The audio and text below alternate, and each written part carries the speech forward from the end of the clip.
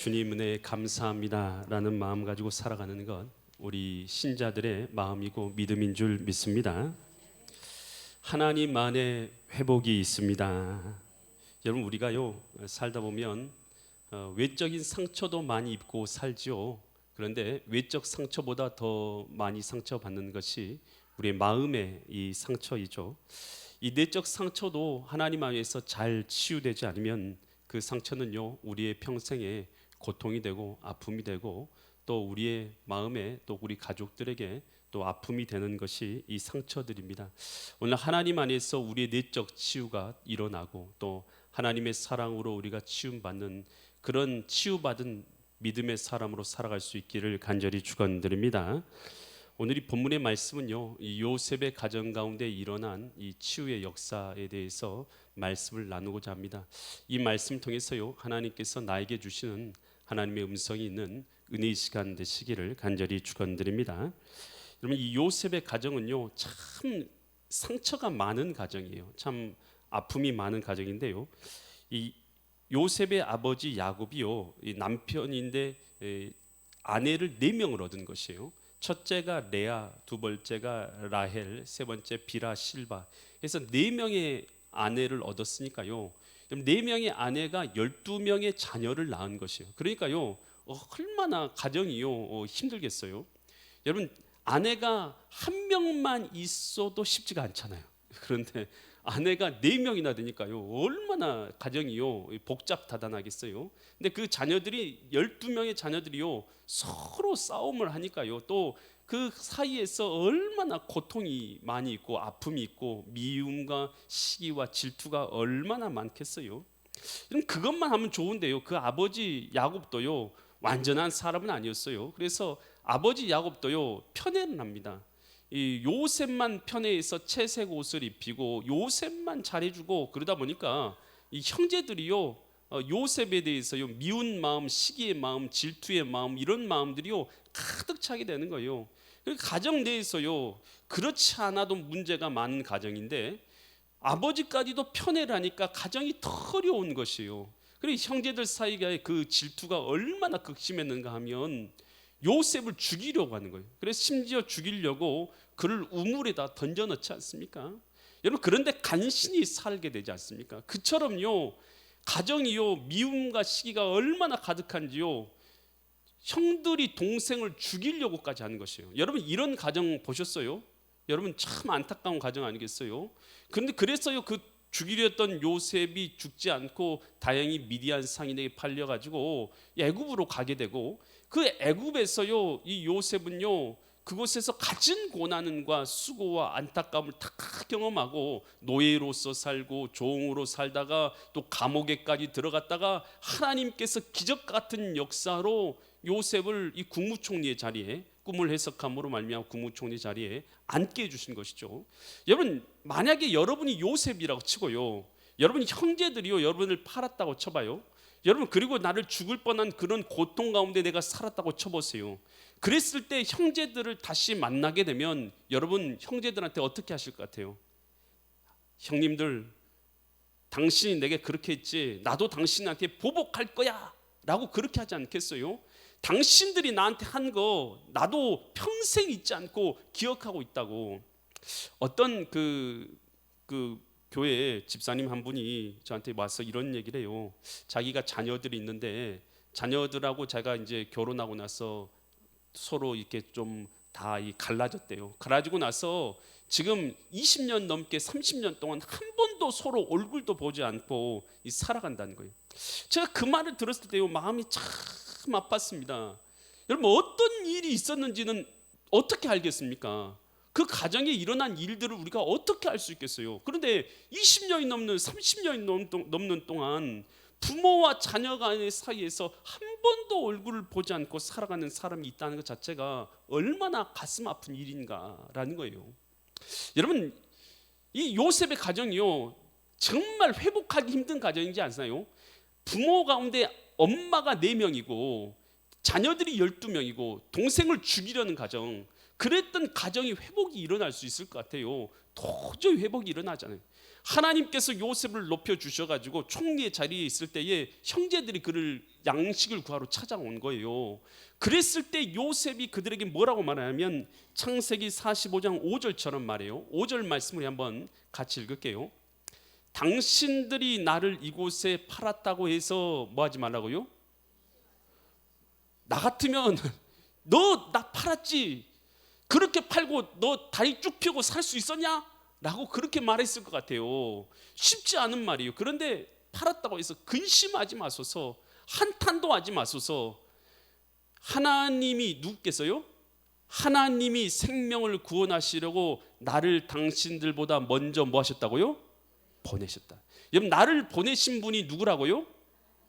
하나님이라고요. 여러분, 나를 고생시킨 사람이 당신이 아니라 누가 고생시켰다고요? 하나님이 내게 이 길로 인도해 주신 거라고.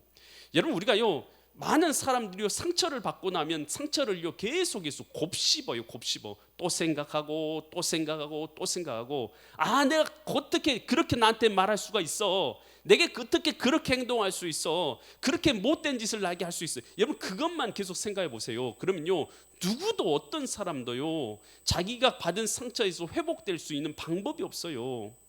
여러분, 요셉이 어떻게 해서 회복됐는지를 보세요. 요셉이 형제들이 자기한테 한 것에 대해서 말하는 게 아니라 뭘 말하고 있어요? 하나님께서 나를 향하신 계획을 보고 있는 줄 믿습니다. 여러분, 우리가 큰 것을 볼 줄 알아야 돼요. 큰 그림을 볼 줄 알아야 돼요. 하나님께서 나를 향해서 어떤 계획을 갖고 계신가, 여러분 그걸 볼 줄 알아야 돼요. 여러분, 사람들 사이에서요 회복을 찾으려고 하지만요 사람들 사이에서 회복 찾기 쉽지 않아요. 여러분, 어디에서 회복이 있냐면 하나님께서, 전능하신 하나님께서 나를 사랑하신다라는 이 믿음 가운데 우리의 회복이 있는 줄 믿습니다. 여러분, 하나님이요 나를 사랑하셔요. 여러분, 그 사랑 안에서 내 영혼이 회복될 수 있어요. 그리고요 하나님의 나를 사랑하신 그 하나님이, 여러분 자녀 삼으신 하나님께서요 나를 향해서 선하신 계획이 있다라는 거예요. 뭐가 있다고요? 여러분, 하나님이 나를 향해서 선하신 계획이 있어요. 나를 하나님 닮은 사람, 또 하나님의 뜻을 이루는 사람으로 만드시려는 선하신 계획이 있다라는 것입니다. 아멘. 여러분, 그래서 억울한 일, 힘든 일, 괴로운 일만 묵상하면요 고통만 더 내 마음 가운데 상처를 내는 거예요. 여러분, 찢어진데요 자꾸요 거기를요 자꾸 문질러 보세요. 그러면 그 상처가 낫겠어요, 안 낫겠어요? 안 낫죠. 잘 덮어놔요. 메디폼으로 잘 덮어놔야지 그것이 낫지. 여러분, 그거 자꾸만 들춰보면 그 상처가 되는 거예요. 여러분, 그거 보지 말고요 하나님께서 나를 사랑하신 걸 볼 수 있기를 바랍니다. 하나님께서 나를 향해서 큰 계획이 있다라는 것을, 그리고 나를 당신 닮은 사람 만드시려는 계획이 있다, 이것을 바라봐야 되는 것이에요. 여러분, 헨리 나우엔이라는 여러분 교수님이 계셔요. 예일대와 하버드 대학교 교수예요. 이 책과 강연을 통해서 많은 사람에게 존경받는 인물이 되었어요. 근데 여러분, 존경받는 사람, 그리고 많은 사람이 우러러보는 사람 되면 마음이 편할 것 같은데요, 유명세에 시달리다 보니까 마음에 우울증이 생긴 거예요. 여러분, 사람이요 한 번 잘하기는 쉽지만 계속 잘하기는 어렵잖아요. 뭔가 대단한 걸 만들어내기도 어렵잖아요. 그러니까요 계속해서 시달리는 거예요. 그러다가 보니까 다른 사람들의 그 바라보는 그 성도의 수준에 자기가 이르려고 하다 보니까 우울증에 빠져버린 거예요, 자신이.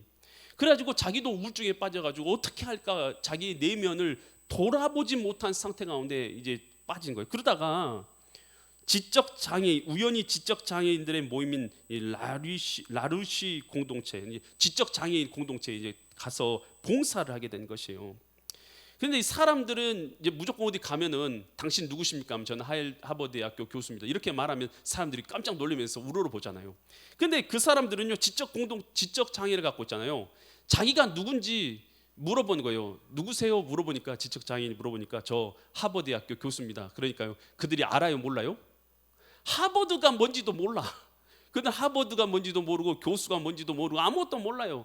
그냥 아는 건 뭐냐면 당신이 헨리라는 것밖에 모르는 거예요. 이름밖에 모르는 거예요. 그럼 그 사람들이 사랑해주면 사랑해주고 또 안아주면 안아주는 것이고 도와주면 도와주는 것, 그냥 그것이 고맙고 그것이 사랑스럽고 나는 거예요. 그래서 그곳에서 그는 자기의 지위나 명예나 권력 이런 것은 전혀 없는 채 그저 헨리로만 그 사람들에게 인정받고 사랑받고 나누는 그런 삶을 살아가는 거예요. 그렇게 섬기는 가운데서 하나님께서 음성을 주시는 거예요. 뭐라고 음성 주시냐면, 하나님께서는 지위도 명예도 부도 보시지 않고 자신을 사랑하신다라는 것을 깨닫게 해주시는 거예요. 하나님이요, 여러분 지위 보세요. 하나님이 여러분 업적 보십니까?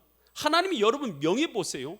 하나님이 여러분 뭘 보시냐는 것이에요. 여러분 성공해야지만 하나님의 자녀예요? 여러분이 잘나야지만 하나님 자녀냐고요? 그런 거 하나님 전혀 보시지 않는다는 거예요. 하나님은요, 우리는요, 뭔가 더 가져야 되고 뭔가 이루어야 되고 뭔가 높은 자리에 올라가지고 뭔가 대단한 사람이 되어야지만 우리가 사랑받을 거라고 생각하는데, 하나님은 전혀 그렇지 않아요. 하나님은요, 나 자신을 사랑하고 계신 줄 믿습니다. 여러분, 하나님이 나를 사랑하시는 걸 믿을 수 있기를 바랍니다. 여러분, 이 사랑을 믿어야 돼요. 이 사랑을 믿을 때에 우리 마음 가운데 내면에요, 찢기는 상처가요 회복되기 시작하는 줄 믿습니다. 여러분, 그래가지고 그 사랑을 경험하면서 하나님이 나 자신을 사랑한다, 이 사실을 깨달으면서 그의 내면이 치유가 일어나는 거예요. 자기가 치유가 되니까, 내면이 치유가 되니까요, 자기하고 비슷하게 고통받는 사람이 보여요, 안 보여요? 안 보여요?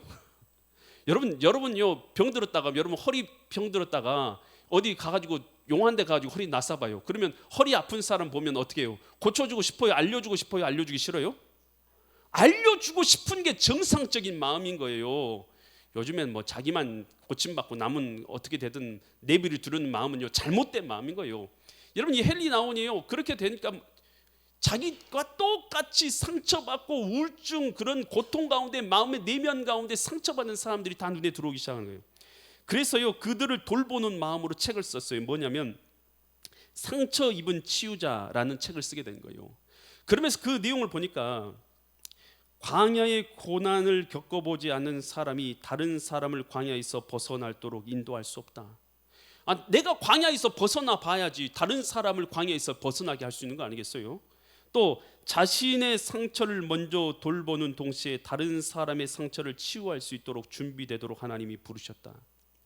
내가 고통받는 것을 통해서 다른 사람의 고통을 돌아보게 하신 거예요. 그리고 내가 그 고통에서 벗어나 봐야지 다른 사람도 그 고통에서 벗어날 수 있도록 도와줄 수 있다는 것이에요. 여러분, 하나님께서는요, 내가 받은 상처, 나는 왜 이렇게, 나만 이렇게 고통받고, 왜 나만 이렇게 미움받고, 나만 이렇게 상처받고, 나만 이렇게 고통받으면서 전 세계에서 나만 이렇게 고통받는 것 같은 느낌이 받을 때가 있잖아요. 사람이라는 존재는. 왜 하나님 나에게 이런 고통을 주셨냐는 거예요. 왜 저 사람은 안 주고 나만 이 고통을 주셨냐고 우리는 원망할 때가 많잖아요. 여러분, 그런데요, 하나님께서는 이 상처를 통해서 나의 마음을 치유하게 하시고 뿐만 아니라 다른 사람의 상처도 돌아보게 하신 줄 믿습니다. 이게 하나님의 계획이에요. 그래서 상처에서 오늘 우리가 치유받는 그 과정들을 통해서 오늘 우리가 하나님 닮은 자로서 오늘 우리를 세우시려는 하나님의 뜻인 줄 믿습니다. 로마서 5장 8절에 우리가 확신해야 될 것이 있어요. 우리가 아직 뭐였을 때요? 의인이었을 때에 그리스도께서 우리를 위하여 사랑으로 죽으신 게 아니에요. 우리가 뭐였을 때요? 죄인이었을 때에 우리를 위하여 죽으심으로 하나님께서 우리에 대한 자기의 사랑을 확증하셨느니라. 여러분, 하나님은 나를 사랑하십니다. 그 증거가 어디 있어요, 목사님? 나는 안 사랑하고 옆에 사람만 사랑하고 목사님만 사랑하죠. 십자가가 그 증거입니다. 예수님이요, 나를 구원하시려고요, 십자가를 져주신 줄 믿습니다. 그래서 우리가 십자가를 교회에 달아놨잖아요. 십자가 보면서 하나님의 나를 향하신 사랑을 보라고. 여러분, 그래서요, 오늘은요, 십자가를 통해서 하나님의 나를 향하신 사랑을 확신해야 될 줄 믿습니다. 여러분, 아는 거하고요, 믿는 것은 달라요. 여러분, 하나님의 사랑하신다라는 것을 목사님이 하는 것을 아는 거하고요, 듣고 아는 거하고요, 내가 그 사실을 믿는 거하고는 다른 거예요.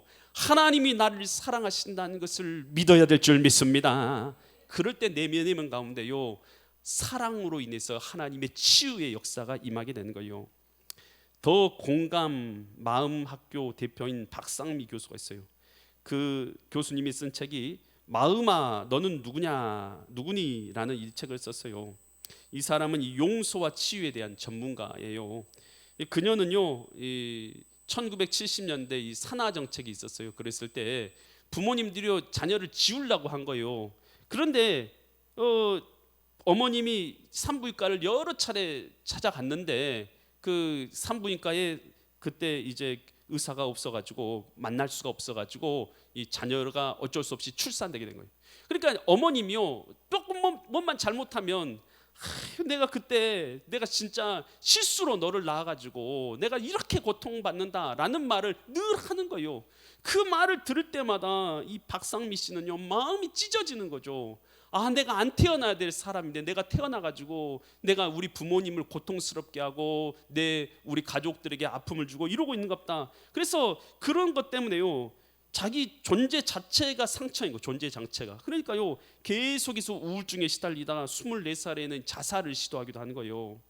그렇게 살다가요 어느 순간 교회에 갔다가 하나님께서 나를 사랑하신다라는 그 음성 앞에요 깨달음과 은혜를 얻게 된 것이에요. 그러면서요 하나님께서 나를 사랑하실 뿐만 아니라 나 같은 사람을 위해서도 특별한 계획을 갖고 계신다라는 것을 믿게 된 것이에요. 아 나를 통해서도 뭔가 계획이 있구나라고 생각하게 된 거예요. 그러면서 이제 사람들 상처받은 자기 같은 상처받은 사람을 치유해주기 위해서 상담학을 공부하게 된 거예요. 독일에 유학을 가가지고 이제 유학을 공부하면서 그 교회에서 이제 입양된 사람들, 전 세계에서 독일로 입양돼 들어온 사람들을 만나게 되면서 그들 마음 가운데 깊이 상처 있는 것을 바라보게 돼요. 그래서 그들을 이제 상처를 치유해주는 일들을 하게 되면서 자기의 사명이 바로 이런 사명인갑다. 이 상처받은 사람들을 치유해주는 일인갑다라고 생각하고 그 일을 감당하게 돼요. 그녀가요 이런 말을 해요. 과거는 바꿀 수 있는 영역이 아니다 하는 거예요. 우리 일어난 일들을 과거는요 바꿀 수 있는 영역이야. 그러나 단지 해석의 영역이다 하는 거예요. 과거의 시각에 초점을 맞추지 말고 높이 올라가 전체적으로 삶을 조망하라라고 이렇게 말해줘요. 여러분 우리가요 과거의 일에 매여 있을 때가 많아요. 근데 과거는요 우리가 바꿀 수 있어요 없어요? 무슨 일이 일어났어도 과거는 바꿀 수가 없는 거예요. 과거는 과거일 뿐이에요.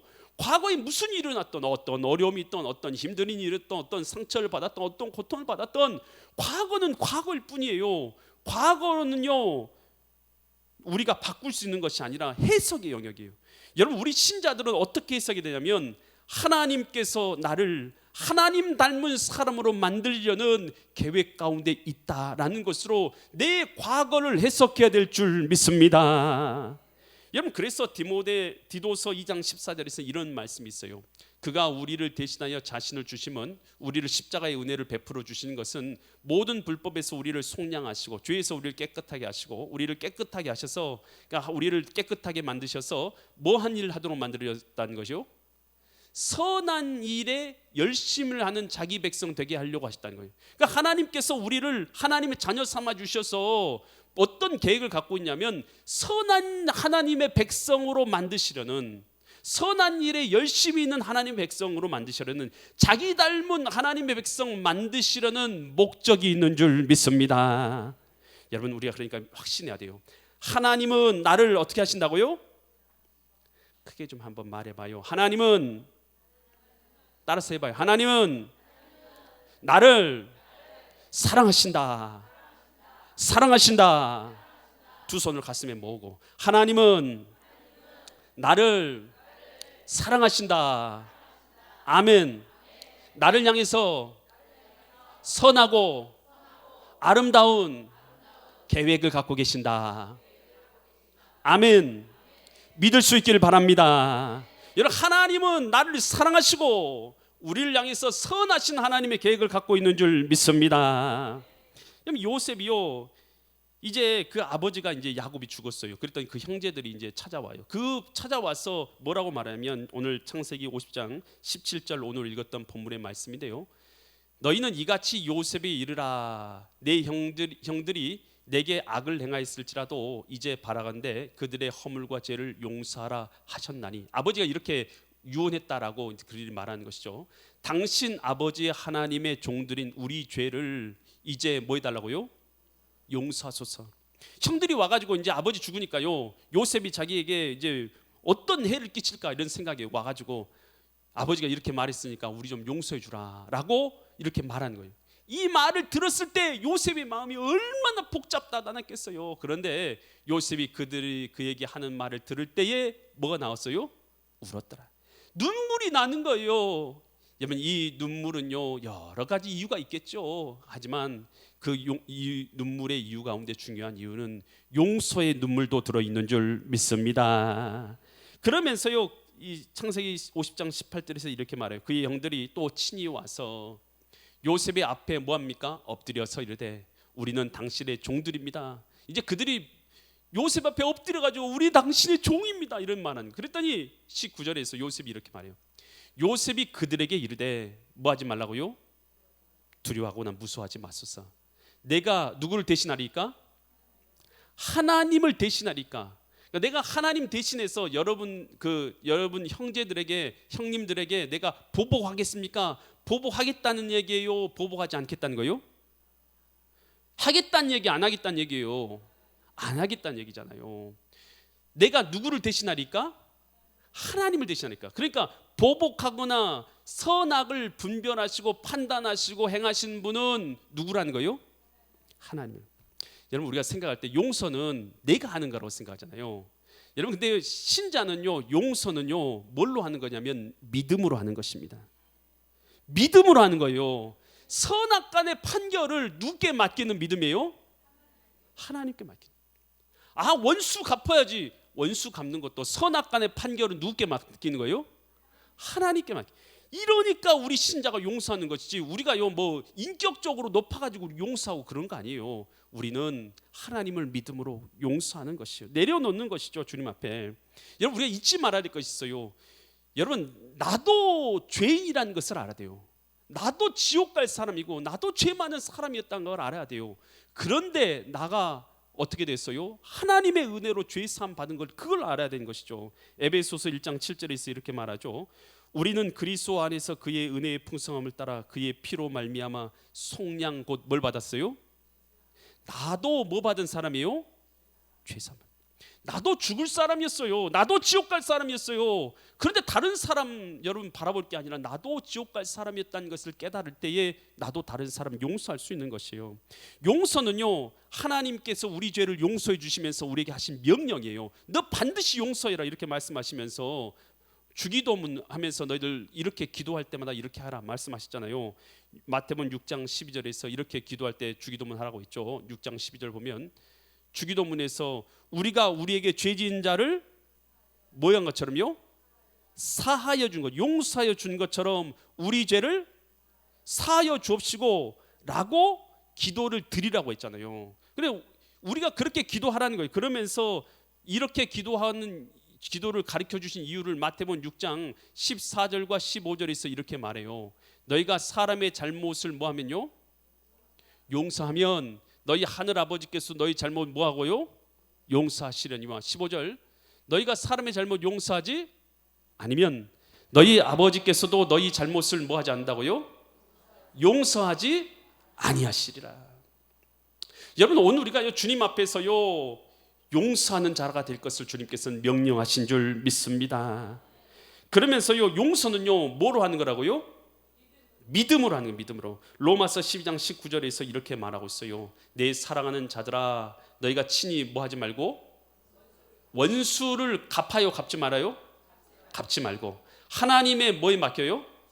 진노하심에 맡기라. 기록되었을 때 원수 갚는 것이 누구께 있어요? 내게 있으니 내가 갚으리라고 주께서 말씀하시니라. 원수는 여러분 하나님이 갚아주신다는 것을 믿어야 돼요. 그러므로 우리는요 용서해야 될 줄 믿습니다. 우리가 용서하면요 그때 뭐가 이루어지냐면 하나님 나라가 내 삶 가운데 이루어지게 되는 줄 믿습니다. 요셉이요 형제들이 그렇게 엎드려서 울면서 엎드려서 우리를 용서해 달라고 비니까 요셉이 뭐라고 하냐면 내가 하나님을 대신하니까 라고 말하면서 창세기 50장 21절처럼 이렇게 말해요. 당신들은 두려워하지 마소서. 내가 당신들과 당신들의 자녀를 뭐 하겠다고요? 기르리다. 여러분, 용서해 주는 걸 넘어서서요, 여러분의 자녀들 누가 길러준다고, 여러분 그런 사람들이 있어요? 없어요. 여러분의 자녀요 누가 대신 길러줘요? 웬만해서는 불가능한 일이에요. 여러분 맡겨보세요. 일주일이면 다 두 손 두 발 다 들지, 부모님들도. 여러분 웬만해서는 불가능한 일이에요. 그런데 요셉이 뭐라고 하냐면 걱정하지 마소서, 염려하지 마소서, 제가 당신들의 자녀들 다 책임지겠습니다. 여러분 요셉은요 용서를 넘어서서 사랑한 줄 믿습니다.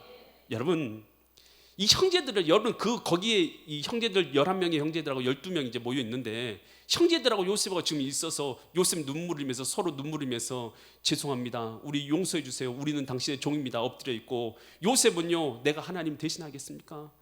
걱정하지 마세요, 두려워하지 마세요, 내가 당신들뿐만 아니라 당신들 자녀들까지 다 책임집니다.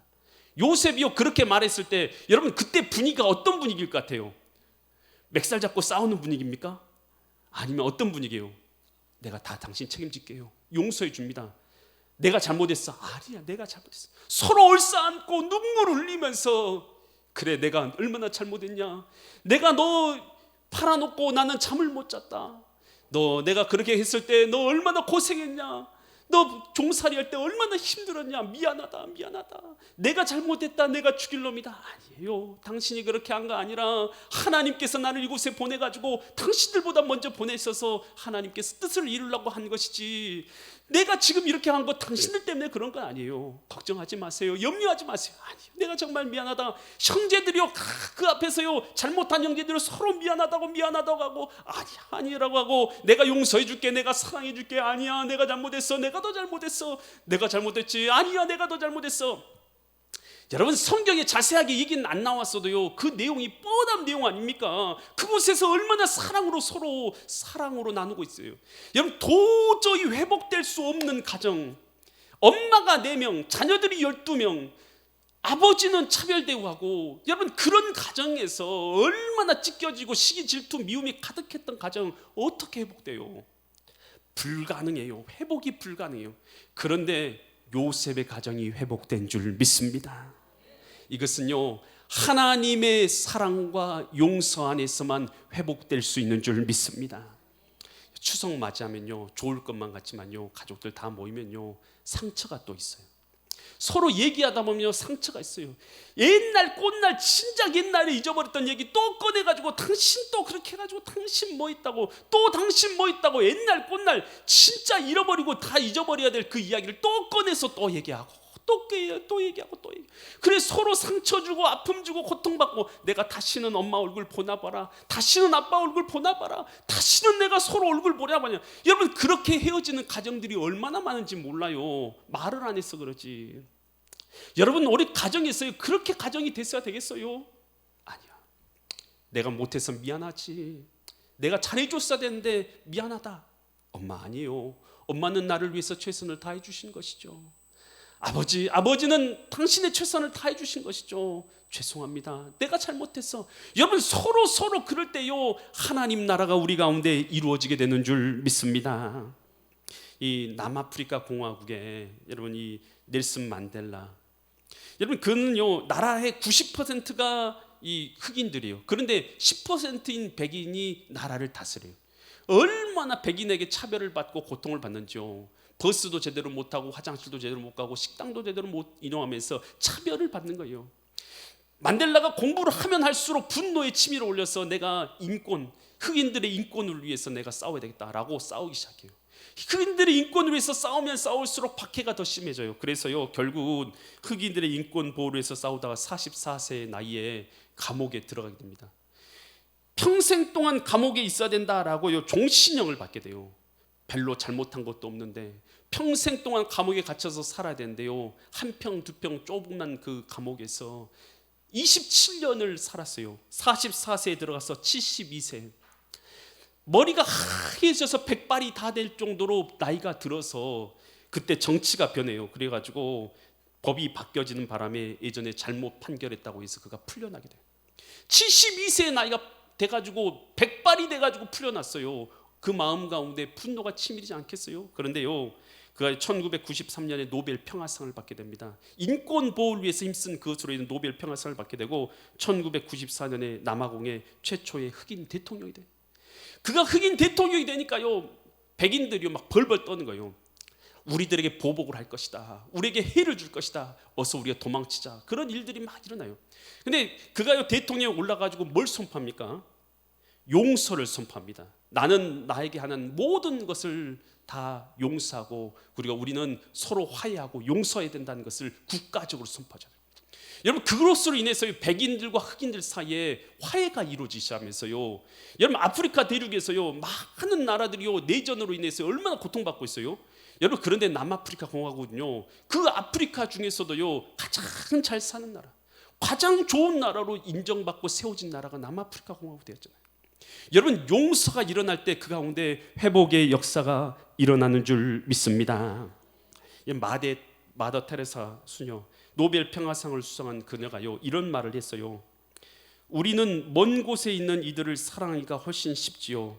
그러나 내 곁에 가까이 있는 사람들을 사랑하는 일은 정말로 쉽지 않아요.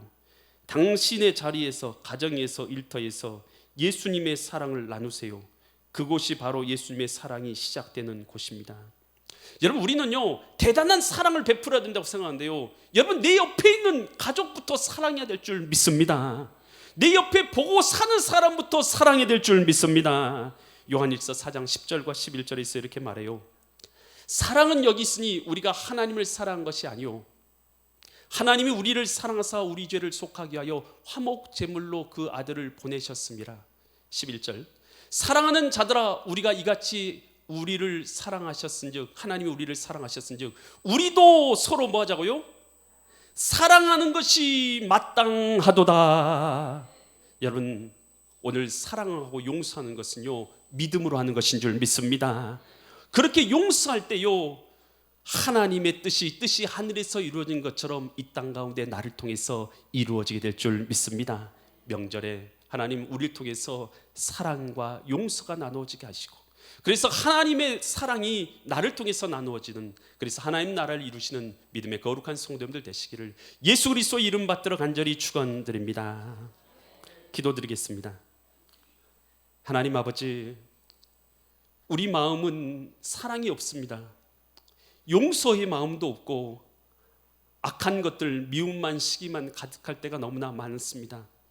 예수님이 이제 마음의 주인 되셨사오니 그 사랑을 받은 자가 되었으니 오늘 우리가 받은 사랑대로 오늘 우리도 용서하고 사랑하게 하여 주시옵소서. 그래서 오늘 우리의 만나는 사람들 사이에서 하나님 나라가 우리를 통해서 이루어지는 역사가 일어나게 하여 주시옵소서. 그렇게 우리가 하나님의 백성으로서 살아가게 하실 것을 믿사와서 존귀하신 예수 그리스도의 이름 받들어 간절히 기도드립니다. 아멘. 모든 영광을 주님께 올려드립니다. 우리 일어나서요 찬양할 텐데요, 보소서 주님, 이런 마음이에요. 이 찬양 내용이 이런 마음이에요. 이런 내용이요. 나의 마음은 선한 것이 하나도 없습니다. 그러나 내 모든 것 주께 드립니다. 사랑하러 안으시고 날 새롭게 하소서. 주님의 마음, 하나님의 사랑의 마음을 내게 주소서. 이런 내용이에요. 가사를 생각하시면서 이 찬양 우리 함께 찬양합시다.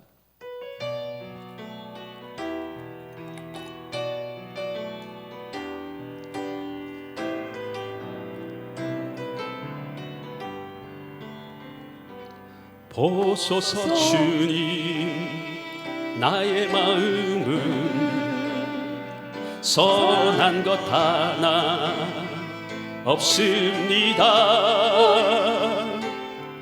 그러나 내 모든 것 주께 드립니다. 사랑으로 안으시고 나 새롭게 하소서. 주님 마음 내게 주소서. 내 아버지 주님 마음 내게 주소서. 나를 향하신 주님의 뜻 뜻이 이루어지도록 주님 마음 내게 주소서. 내게 사랑을 가르치소서. 내게 사랑을 가르치소서. 당신의 마음으로 용서하게 하소서. 주의 성령 내게 채우사 주의 길 가게 하소서. 주님 당신 마음 주소서. 주의 사랑 주의 성령 내게 채우사 주의 길 가게 하소서. 주님 당신 마음 주소서. 주님 마음 내게 주소서. 주님 마음 내게 주소서. 내 아버지 주님 마음 내게 주소서. 나를 향하신 주님의 뜻이 이루어지도록 주님 마음 내게 주소서. 한 번 더 고백합시다. 보소서 주님, 보소서 주님. 나의 마음은 선한 것 하나 없습니다. 그러나 내 모든 것 주께 드립니다. 사랑으로 안으시고 나 새롭게 하소서. 주님 마음 내게 주소서. 내 아버지 주님 마음 내게 주소서. 나를 향하신 주님의 뜻이 이루어지도록 주님 마음 내게 주소서. 내 아버지 주님 마음 내게 주소서.